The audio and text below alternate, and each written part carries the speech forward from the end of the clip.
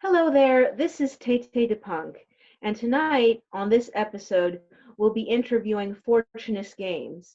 Fortunus Games is a multimedia creator, and she is currently working on Sam in New York, which is a multimedia project in the form of visual novel and webtoon comic.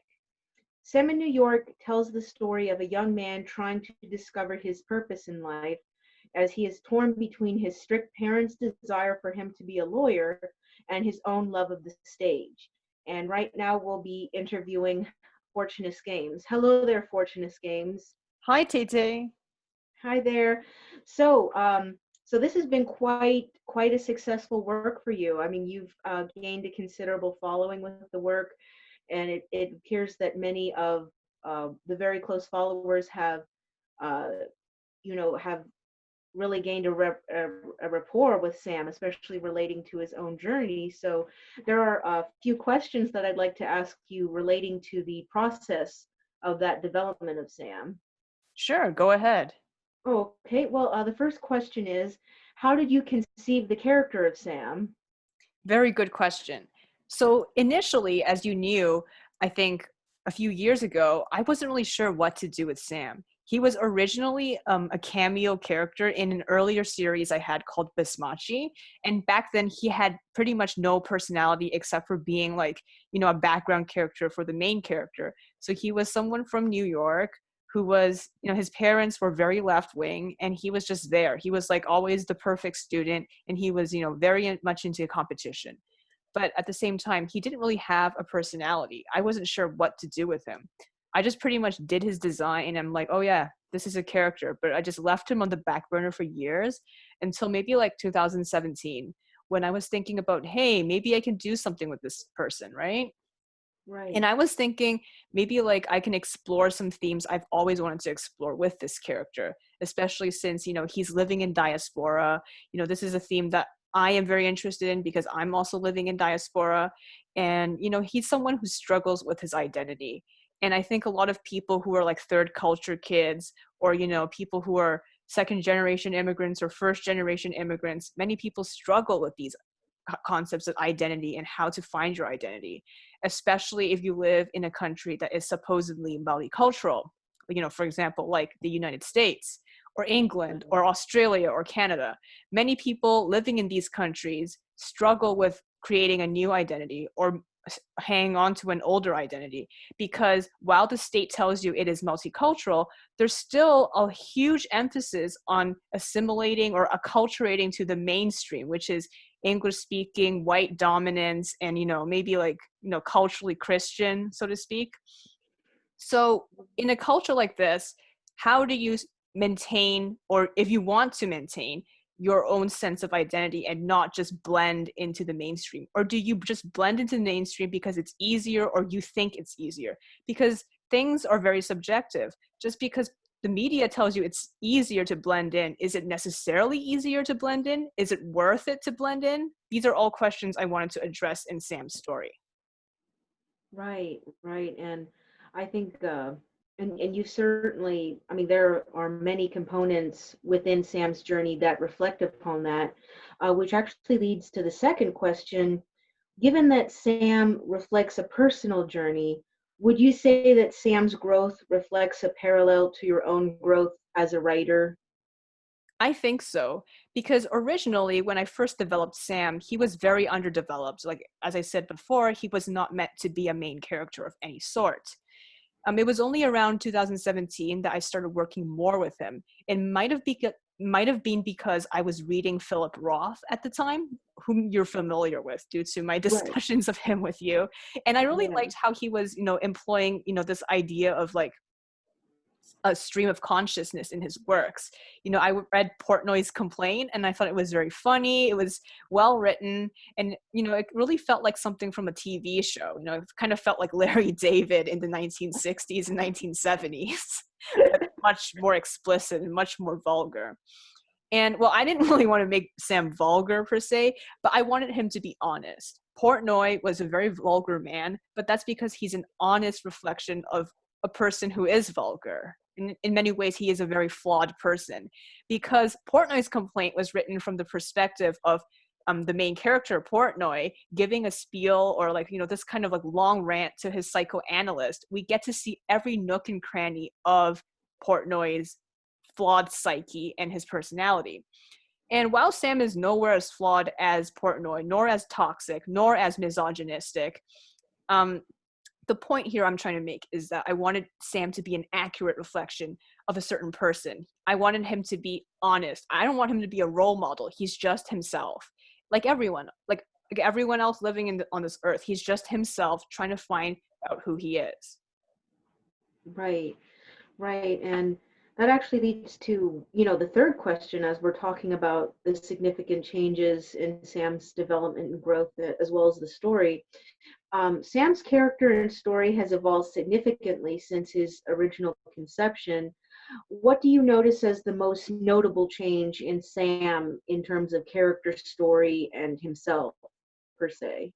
The first change was that he moved from a cameo character with no personality to someone with a personality in 2017. But in 2017, what makes him different from how he's like now is that in 2017, Sam was mostly a joke character. Kind of like Portnoy, he was kind of like a joke. He was very exaggerated, very, I guess in a way, kind of unrealistic, because he was someone who was always trying to act a role. He was very Right. cheerful, extremely mischievous, and he was just constantly hyper. Like, there was no pausing for Sam. And, a lot of the time, I couldn't even think about anything dark that he struggled with. I mean, Sam was not a character who struggled with any inner darkness per se. Right. So But essentially, now, yeah, oh, but I'm sorry. now in 2020, it seems like he has grown in a different direction where he is cheerful, yes, especially when he's a teenager. But as it turns out, and as I got the idea from last year, he's actually using this cheerfulness to mask another side of himself that he's never really been comfortable with. He's always been a very insecure person. And, when he was a child, he was very quiet, very withdrawn. And, a lot of people thought that, he had to change, and he wanted to change, but he couldn't change. So he had to kind of force himself in high school to become really sociable and really hyperactive in order, to kind of like making up for all those years of not speaking very much. He just went into one direction. And then after that, because law school was just a really bad place for him emotionally, and he didn't really want to do it, so he just became more withdrawn again. And, gradually he just, in Finding Sam anyways, like not in the other paths of Sam in New York, but in Finding Sam, as we saw in Webtoon, becomes very withdrawn, very quiet. Well, not very quiet per se, but he's more quiet than he was before, and he's very depressed about his future. He doesn't know what he wants in his future, and he's scared to do what he actually wants. So I would say in general, Sam has developed from a cameo to a 2D cutout, like a cardboard cutout, and now he's like fully three-dimensional. Right, right. So sort of a bonus attached question to this question before we move on to the fourth. Um, would you say that the growth of Sam and also the fact that he has this, added realistic gravitas to himself now, do you think that that kind of, guides the direction of his story? Do you think his story would have been different if there hadn't been that change in development of his character? Yes, I think so. I think his story would have been much more farcical. It would have been much shorter. It would probably just be a short story rather than anything else. Because, back in 2017, I didn't do much with Sam because I didn't know what to do with him. He was just kind of this joke, or like, kind of just like there. I mean, I don't really know what to do with him. He's a concept I have, but I don't know how to develop it into a full story. Right, right.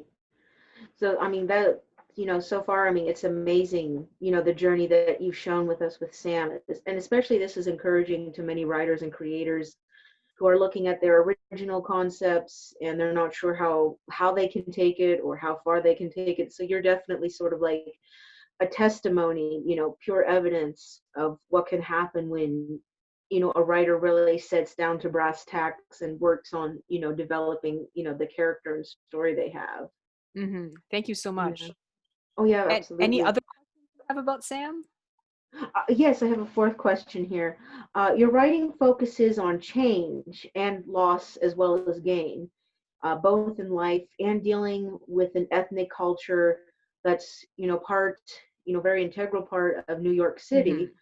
Do you believe many people of various ethnicities can relate to this, this sort of loss Hmm. and change? I think so, definitely.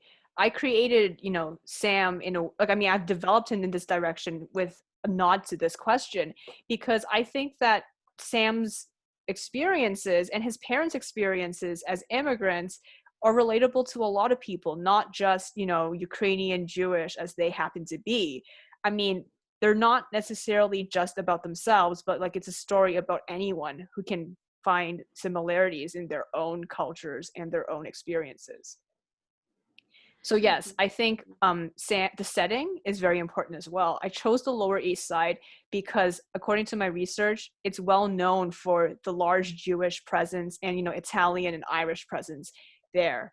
And it's always been well known throughout New York's history as a hub for immigrants. So that was the perfect place to place Sam. Previously in 2017, I didn't really know where Sam was supposed to live. I just knew he was from New York, but now that I read more stuff about the Lower East Side, I was like, yes, I know. He has to be from the Lower East Side. There's no other choice. Right. And so also too, sort of another bonus question attached to this question. So, as we've had in, previous discussions about, Sam's connection with Yiddish theater, and Mm-hmm. of course that entails, connection with the familiarity and, bond with the Yiddish language. Do you feel like, how do I say, do you feel like that can be applied today because of, what with Mm-hmm. globalization and everything with, Mm-hmm. dialects and things dying out and languages? Yes, definitely. So what's happening with the whole Yiddish thing is actually a parallel to what I've seen in many communities around the globe. It's not just about Yiddish per se. And what had happened to Yiddish in the 20th century was just very sad and really an example of what could happen when no one speaks a language anymore, right? Due to various Right, reasons, due to genocide, unfortunately, in the 20th century, and also due to assimilation in America. Because right, in America, why did Yiddish die out? Because people didn't want to speak it anymore. And this is something I also wanted to kind of look into with Sam's story. Sam was raised secular, so he didn't really celebrate any Jewish holidays. I mean, he knew they existed because people around him talked about it, but his parents were not really intent on celebrating them, really. So like he wasn't extremely into the whole Jewish community, going to synagogue and that sort of stuff. But he was very deep into Yiddish theater and Yiddish sayings, Yiddishisms, and Yiddish books. Like his parents were very like Yiddishist, as we would describe them today. They're very into the culture. They really wanted him to be exposed to it. Like they know that he's American. He was born in America, but they wanted him to have the choice to be able to learn Yiddish. I mean, they didn't force it on him, but they wanted him to have the choice to be able to learn it. Because unlike some parents, some parents already made the choice for their kids. They're like, no, we're never going to speak Yiddish again. We're just going to be 100% American, and I'm not going to teach you my native language. Like they didn't think that was very fair. Because some parents, they know maybe they tried to do that, and I think Lev and Riza didn't think that was very fair. right, right. So, I mean, to kind of further, the conversation concerning this topic, to expand on it, um, would you, how do you say, would you say that, Sam's journey, especially as he, gets into later adulthood, do you feel like, um, Sam's story is also a reflection of, like the devastating effects of assimilation, and that it's sort of a cautionary tale of what happens when assimilation overtakes a community or anything in particular? I wouldn't say so, because are we talking about the webtoon or Finding Sam or the visual novel? Because the visual novel will explore many different endings, and I think like just in real life, the journey of assimilation is a very subjective one. Some people think it's worth it to melt entirely into the American mainstream, And from their perspective, it's fine. It's okay. It should be done, right? For them at least. Right.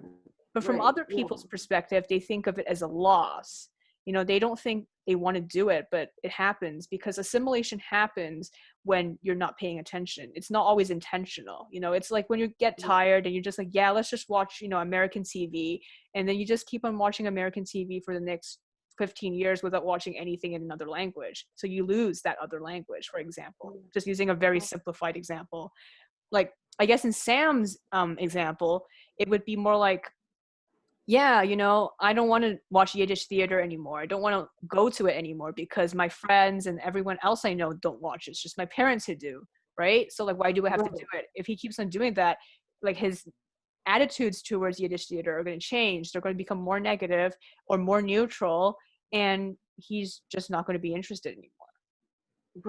Right. That's actually, that's, how do I say, that's very realistic, because you are right. Assimilation, its effects, are subjective depending on, who's experienced it, Mm-hmm. what their views are, and what are their experiences with it. Mm-hmm. Um, so I guess another thing, moving on, with perhaps another question. So Sam's personal growth, like we see within the webtoon. What do you think are the most significant, things that grow about Sam, like in terms of how he views people, relationships, and things of that nature? How would you say, how does he grow, and what causes him to think about these things and make that progress in improving his own Mm-hmm. self? I think in Finding Sam, at least, because I'm not going to talk about the other routes yet because I haven't developed them in the visual novel. Right. Generally speaking, I think Sam needs to learn how to open up properly, because despite how cheerful and optimistic he seems at first, he's actually not that open about how he truly feels. He feels that his true emotions and true beliefs may hurt people around him, so he just decides to not really talk about them. And I Right. think in Finding Sam, what he learns is to open up more, and that sometimes, depending on who you talk to, people aren't necessarily offended and might even be interested in what you actually think. Right. And I think it's, I mean, of course, we've had, conversations, so, we're sort of privy to things that, the audience doesn't know about, of course, and no spoilers here. Um, what, how do you feel that, for example, do you feel like a lot of, like, Sam's views and growth, do you feel like you can sort of relate to those, like, in your own personal life? Because some writers tend to do that, like, Mm-hmm. they'll have like a personal experience, and then they'll be able to kind of like channel that, it's a bit like method acting, but only in writing. I think so. I mean, I would say that most of Sam's experiences and struggles are heavily mirrored on those that I know about and myself. Yeah. Right.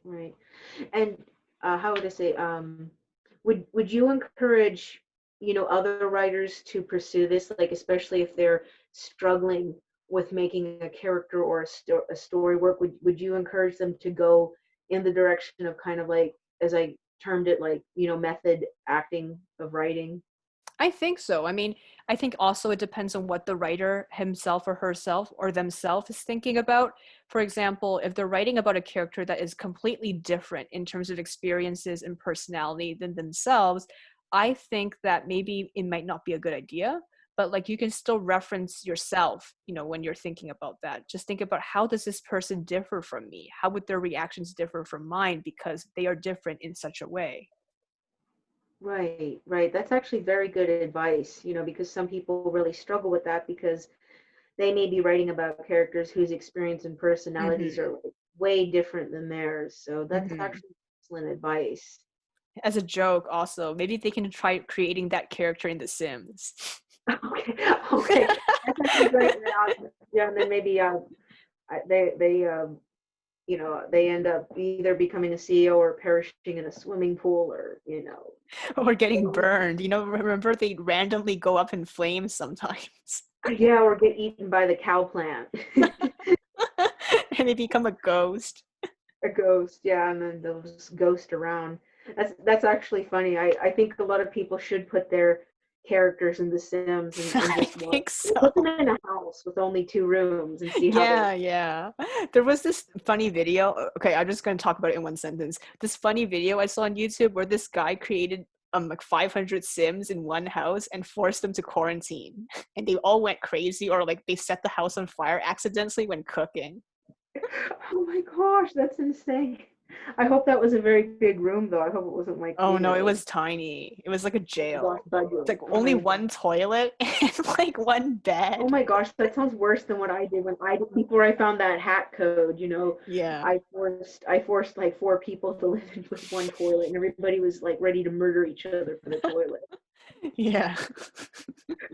Oh my gosh. But yeah, would you say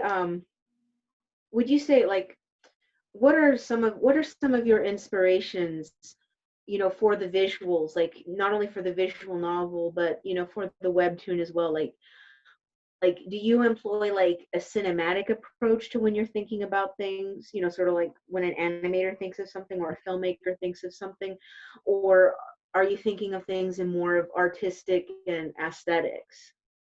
Definitely like a filmmaker. Because I really see the events unfolding like a film, kind of like those artsy films, maybe, and maybe kind of like not an anime, not really so much these days, but more like a film. Because I can really imagine Finding Sam as a film rather than an anime. I think it's more like, Right. have you watched 2015's Brooklyn? Kind of is about immigration as well. I think I was it that one that was nominated for like an Academy Yeah. Award, and Hmm. I think it was like about an Irish woman or Yeah, something. yeah, yeah. Yeah, I tend to think so. I actually kind of got those vibes from Sam a bit, Hmm. with the visuals. Like I felt, like Yeah. I only saw the previews, like the scenes, like on movie clips and stuff. Hmm. I Yeah. also was inspired a little bit by the movie version of Indignation, also from and no, 2016, not 2015, 2016, with Oh Logan wow. Lerman. Okay, I think okay, I'm not familiar with. I mean, I know it, but I did not see it, so I'll have to look at it, and I'll encourage the people out there to watch it too. Indignation is also based on a Roth novel. Ah, Yeah, okay, okay. Well, that yeah. makes sense. Yeah, I mean, when people immerse themselves into the experience, especially like with, um, I mean, you can experience it in the visual novel, but I mean, what you really see the brilliance with the angles and close-ups and things is in the webtoon, and one can really feel like we're having, a human experience. So it doesn't have the distance or the overwhelming aesthetic of something that's done just purely for artistic or like visual reasons. Do you mean like a painting? Yeah, sort of like a painting, or like people who make very stylized works where you don't feel like an intimate, realistic human connection, but it's just there as the concept of an emotion. I mean, something like a really highly stylized anime, or Mm. like an art film that went too extreme, like, those art films that are so extreme that, they'll just think, I'm not sure what happened, like that. Oh, okay. Yeah, I mean, I think that's too abstract. I mean, that's definitely not for most of the webtoon. I mean, if I do employ a style like that, that would probably like be in a dream sequence or something. Right, right. Hmm. What are your thoughts? I mean, that just kind of opened up another question. What are your thoughts on dream sequences and like subconscious journeys? Like, when people like slip into a dream and it's almost like they're in a semi subconscious, if you will, a bit of a coma, and they're like going through a dream world. Do you feel like that can be used to Hmm. affect to show their psyche, or Definitely. do you yeah. I mean, do Hmm. you do you approve of like would you think in the future of doing like long dream sequences, or do you think that's like one thing you should do like just for one part and then not do it again? Probably just for one part, and I don't want it to make it too long because if it's longer than one chapter or half a chapter, anyone who's new to the series might get really confused and they're like, what is this even about? And not even want to read my thing. And also, I Right, think I want to keep the mood a little less surreal because Sam in New York, especially the upcoming webtoon that's coming in September, is mostly like based in the real world. It's not as angsty as Finding Sam. Finding Sam, maybe there could be longer dream sequences like that, but it was a shorter series, right? It was like a one shot pretty much for the short story contest. So I couldn't really do that because the main flow of the story was taking place in the real world, not the subconscious. right, right. Well, so I think another question. I know we've gone beyond the four questions, but I mean, this is just a fascinating work that Mm-hmm. demands more exploration. Um, would you say that, what are your thoughts, as a writer, as you've established yourself in your own style and your own approach to writing? What would you say, what do you find are the main differences between someone doing something solely historical as opposed to someone who's writing, a human experience in a, like in a previous time and place?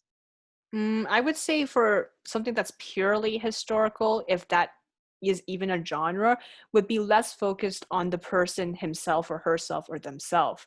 It would just mostly be about the events, for example.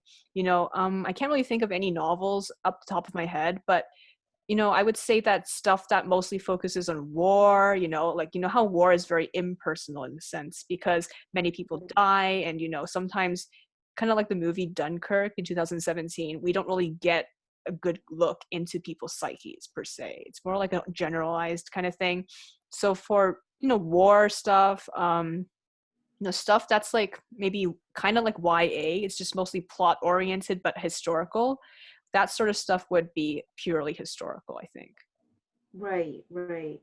I think that, and that opens up another question. How would, I mean, it usually depends on, someone's, stylistic choice or how best they work with. But for you, what do you feel, for creators wanting to really develop themselves? Do you feel like being plot focused is the better way to go if you're starting out? Or do you feel like being character driven is better? Like what should the focus be if you really want to, strengthen your writing muscles, so to speak? I really think it's up to you. Everyone has a different focus, everyone has a different interest. I know that some people, I've talked to about my story about, they think I'm too character focused because it doesn't interest them. And well, I personally think that character development and what goes on in their brain is more interesting than plots. But in other people's point of view, plot's more interesting because they think that, they want to create a whole world.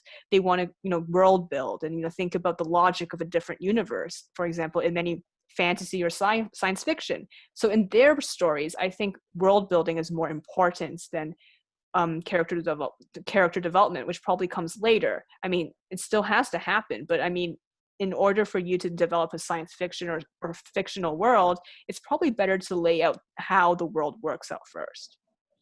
Right, But right. for people who want to focus on the human experience and answer questions about why are we here? Why am I like this? Why are the people around me like this? How can we work together to solve all the problems that humanity has created for themselves? Like these kind of questions are what really pushed me to write more about Sam, because I wanted to solve some issues I myself was dealing with, and also wanted to solve some issues I knew others around me were dealing with. And I noticed that there wasn't a lot of representation of these issues. Yes, representation is not only about race and gender. There's not much representation about these kinds of views and experiences in a lot of fiction. Oftentimes, we're told that these kind of views, these kind of experiences aren't as important, and we should focus on stuff like, for example, war, or like something that's really terrible, like a murder, something really tragic happening to a family member.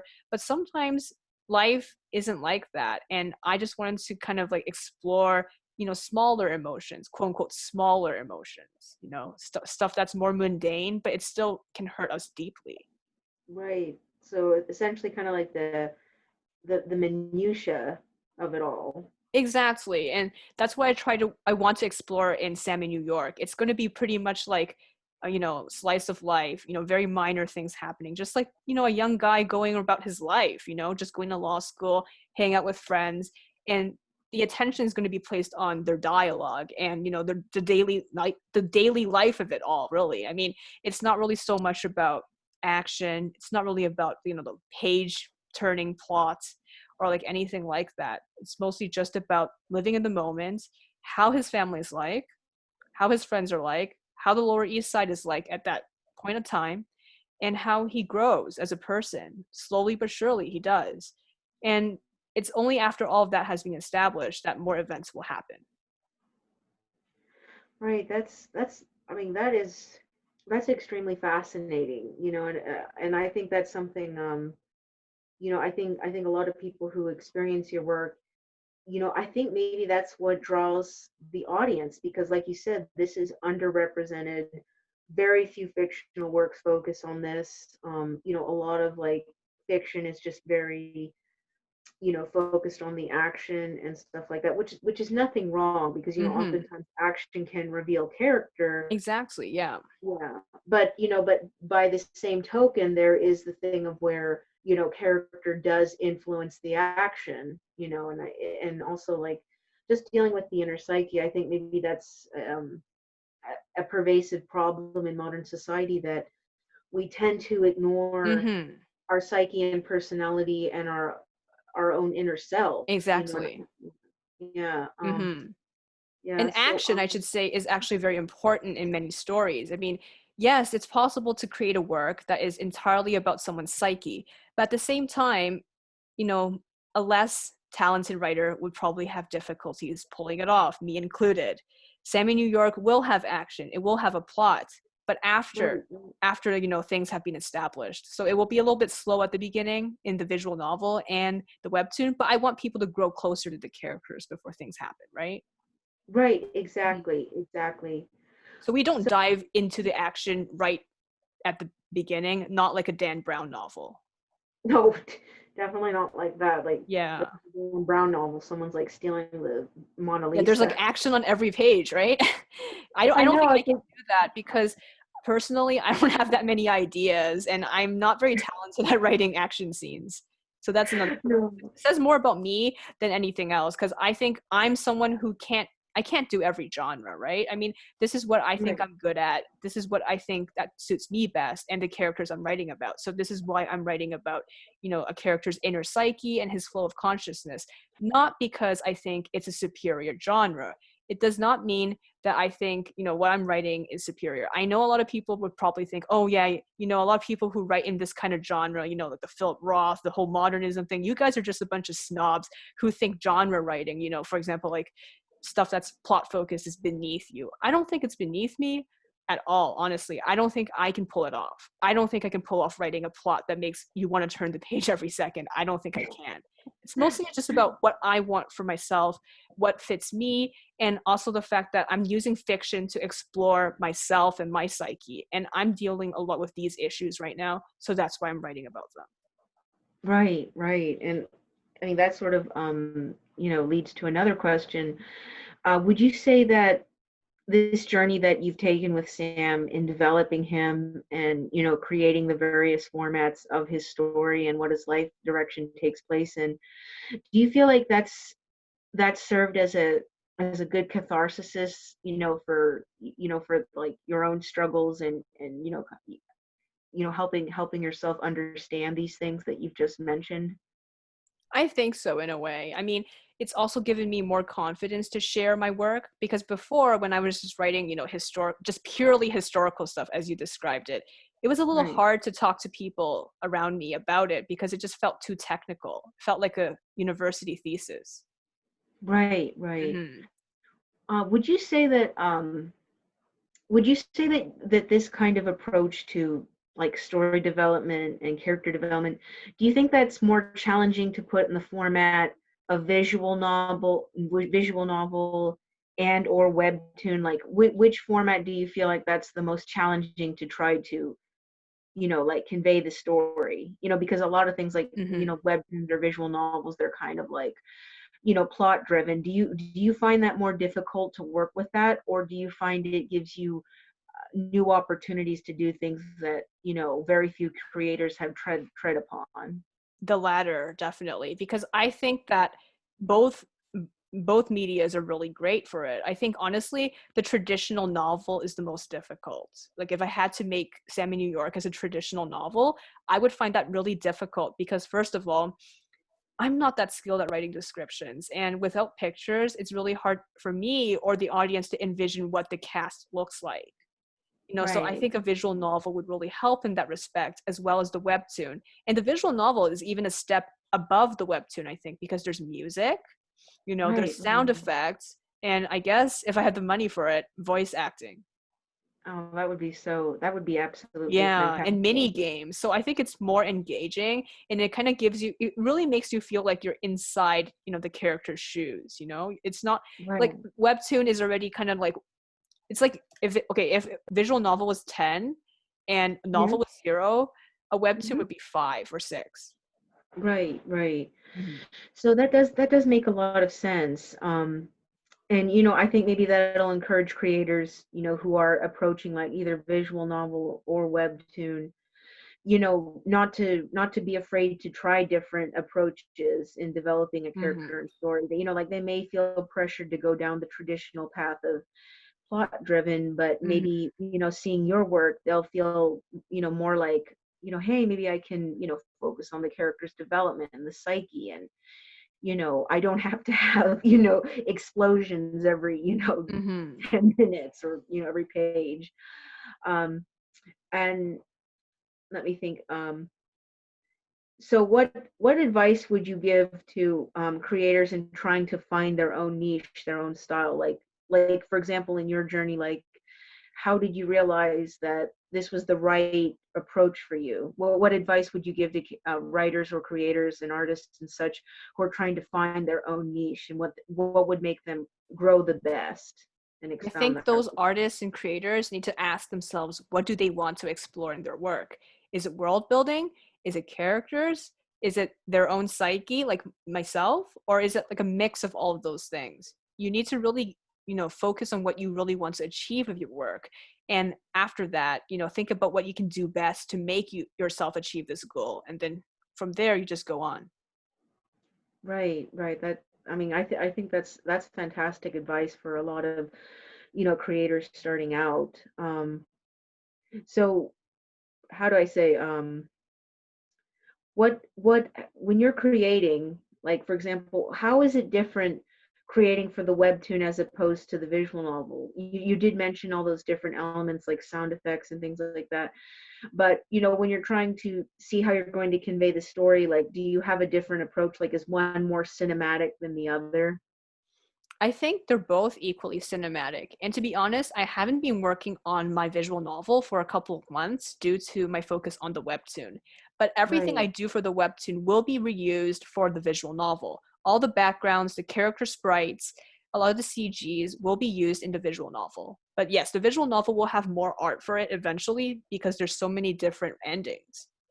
Right, But a lot right, of the stuff that happens in the webtoon will be covered in the first part of the visual novel, which is like an introduction to the series. right, right. Well, speaking of artwork, have you thought like, once you've, like, I mean, maybe not finish the entire story of Sam, but I mean, are you going to make like special edition art? Like some artists will, do that, like make these exclusive artworks, and they're very lavish. Maybe they have gold leaf in them. Hmm. I mean, do you plan on doing something like that, for Sam and his story, or I mean, do you feel to keep it more like digital, current, and more, streamlined with your art? I think it will depend on what I want to do at that point because a lot of the artworks I make that are not explicitly for the game or the webtoon are just kind of like at the spur of the moment. So I can't say Right, until I reach that point. right. Well, to a lot of creators out there, it can be kind of daunting to, really sit down to brass tacks and get to creating. Would you say that you work in spontaneous bursts, or do you have like, like planned effort, like a schedule? Like, I mean, how do you work best, and what advice would you give to creators that want to get, the most work done? Very good question. Because before I started my webtoon, I honestly just worked whenever I had inspiration, which was not, depending on how much work I had to do in real life, which was not always all the time, right? So, like, it Right, was right, only after, ironically, after quarantine and during quarantine that I started working more because of joining the webtoon short story contest. Because there was a deadline for it, June 30th, I really had to get down to brass tacks and start working on all 5 chapters. The last 2 chapters I told you were done during the last week of of the contest, and the last chapter, Mm. which was like 60 something pages, was done on the last 2 days of the contest. So it was possible to do it. It was just very stressful. But I mean, yes, finally I actually I managed to make a lot of art in one sitting. And that really surprised me, because in the past I couldn't do that. I just worked whenever I felt like it. And I think if you only work when you feel like it, chances are you probably won't be able to pull off doing a comic, especially if it's a longer comic. And because a comic actually takes a lot of effort and a lot of timing and a lot of planning. You need to, plan for what, even if you're not part of a contest, you have to be like, I'm going to make Sam in New York come out in September. No excuses. It has to come out. And you force yourself to do that by releasing previews. You tell your audience it's coming out in September. It's coming out in September, almost every other post. So it feels like you're pushing yourself to do it. So if you don't do it, it's just like, where's the thing? You've been hyping it for over 2 months, but it's still not here. So when you do this to yourself, you're kind of pushing yourself to have this deadline. Right, right. And that pushes you to meet the deadline, because if you don't meet the deadline, then you have the obligation to the audience, and you feel like you've disappointed them, essentially. Exactly. So you have to Right. create a lot of the deadlines. So like this time there's no contest deadline, so you have to push yourself to do it. You have to create your own Right. deadline. Right. So basically, the advice that you're giving to creators to be more productive is to, set these time goals and Mm-hmm. deadlines, and like Mm-hmm. really urgent themselves. Like, don't just write it on a post-it note and then forget about it. Just constantly have that media presence, and Mm-hmm. not to use a negative word, but pressure can be a good thing. It can be a Mm-hmm. positive force at times. Exactly. Yeah. You So know? basically what you need to do is become more active on social media, I think. You need to keep on making these posts, keep on making live streams, keep on talking to people, keep on following back people, and then you'll gradually grow a presence. This is what I've been doing the last 2 months, and my Instagram has grown, and I'm trying Right. to grow my YouTube right now too with similar ideas, but the idea is that you have to keep on doing it. I mean, in the past I was like, I don't feel like posting on Instagram today, or I don't feel like posting on Instagram this week, and sometimes it just drags on, right? You don't post for a month, and then that's not really a good idea if you want to get more exposure. It's only good if it's like a private account that only your friends watch, but no one cares Right. then, right? But like, Right. if you are trying to get exposure for your work and you want more people to follow you, you need to use the proper hashtags, follow people in those hashtags, always post stories, always like people's stories, share people's posts, join their draw this in your own style, join their contests. Even if you didn't really read their work, just post, comment about, I will read your work. I think it's really great so far. I've subscribed. Right. Mm-hmm. I mean, this is very good advice, especially for creators that aren't sure how to build their presence, because I mean, that can be, a very daunting task, especially for people who are like uninspired or tired or withdrawn. Mm-hmm. I think that's great advice, to kind of really, nudge them, prompt them to go and do that, Mm-hmm. and basically it's sort of like building. You have to break up the earth in order to build a You foundation. do. And this is what Yeah. Sam also learns in Finding Sam, right? Right. He kind of Right. treated Right. acting as a way of escapism for the longest time. And it wasn't until later in his life that he realized you actually have to put some effort into wanting to become an actor. You know, Right. Right. I mean, you have to Yeah. put effort into anything, even the things you love. You can't just expect it to drop out of the sky. I mean, yes, you Right. want to do writing as your career, you want to do acting as your career, you still have to work for it. Not just because Right. it's not law school, it's not medical school, it's not all the Right. stuff you feel like you have to do, you still have to work at it. That's something that I learned, because I, for the longest time, thought I didn't have to work that hard at art. I was like, oh, it's just something I do. It's just hobby. Yes, it's just a hobby, but you still need to push hard to get the views you think you deserve. Right. Right. And that's important for a lot of people who want to, take a passion and turn it into a purpose, and I think a lot of people don't understand that, or they don't do that, I mean, even myself included, and it's something I still struggle with, and I've been Mm-hmm. sort of learning from your example, and hopefully others who see your work and understand the process of your work, will take that and apply that to their own approach if they want to make their passion into Mm-hmm. a purposeful thing. Mm-hmm. It depends on how you see your work, because many people just want art to remain a hobby for them, and which means if it means a hobby to them, for many people when they say this is my hobby, they just mean I don't want this thing to give me a lot of stress, right? Right, right, Yeah, I right, don't want to worry too much about it. Like hobby to them just means something they come home from work and they waste a few hours on, they enjoy doing it, but they don't really care right, if people follow them on Instagram because of it, they just do it just to basically relax after a long day at work. But for right, some right, people, a hobby means something they love, but they also want people to appreciate them for, and also maybe like make some money off of it, right? Or for other right, people, it's purely a work of passion. Yes, they love it. They don't really care if they make money off of it though. They just know that they need to do this in order to be happy. right, So there's right. like three models. And there's possibly even more, but I think these are the three main models of what quote unquote a hobby is. That makes a lot of sense. That really does. So it's up to the individual to decide what they want to achieve with what they're doing. Mm-hmm. What do they want it to do for them, and vice versa. What do they Exactly. want it to do for others? Exactly. That's Yeah. yeah, I think yeah. this is another thing that Sam and myself have learned over the last few years. There is no one thing that fits everyone. Everyone in their life has to find out what they want and how to achieve it. Right. And it's incredibly Um, subjective. it is. It is very subjective. I think that's something that I think many people lose track of that, because I think the problem is, I think, to with the way things have are and always have been, I think we're always been taught to be objective, and it just doesn't work because Exactly. everything is relative and therefore subjective. Exactly. And this is something I'm trying to get my mind to think about more because I've been raised to think, well, not really raised, but like I guess society, like my parents were always talking about subjectivity. So I would say it's society that makes everything seem very objective. If you're in law school, people told me you have to give up on what you love if you don't love the law already. I mean, you have to give up on, for example, soccer. You have to give up on rap.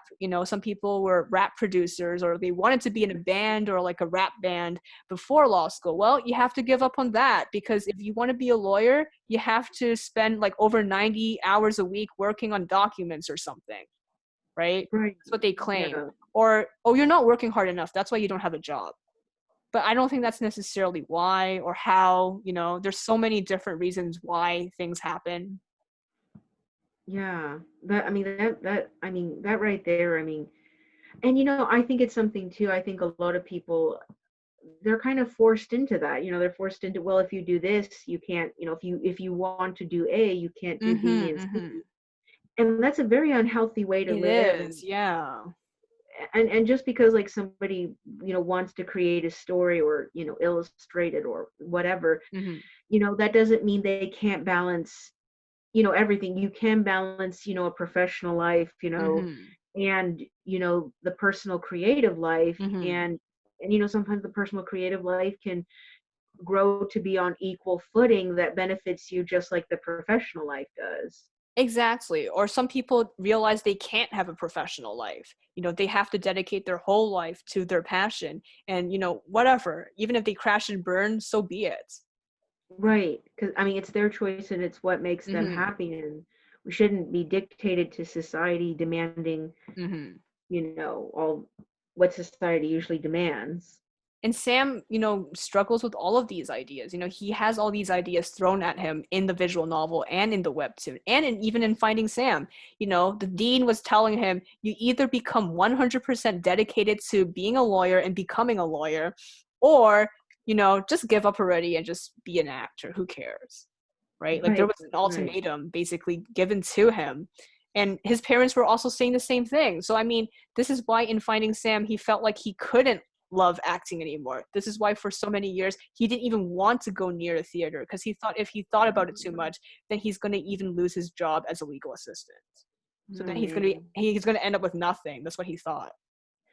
Yeah, that is so sad, because so many people can relate to that. They've been forced into that, Mm-hmm. because Exactly. it's all or nothing, and it is so unhealthy to live, It is and so unhealthy. Yeah. it's impossible. And people who live that, I don't know. It's hard to tell what happens to them, but it's certainly not on the path that to happiness. I mean, at least not for everybody.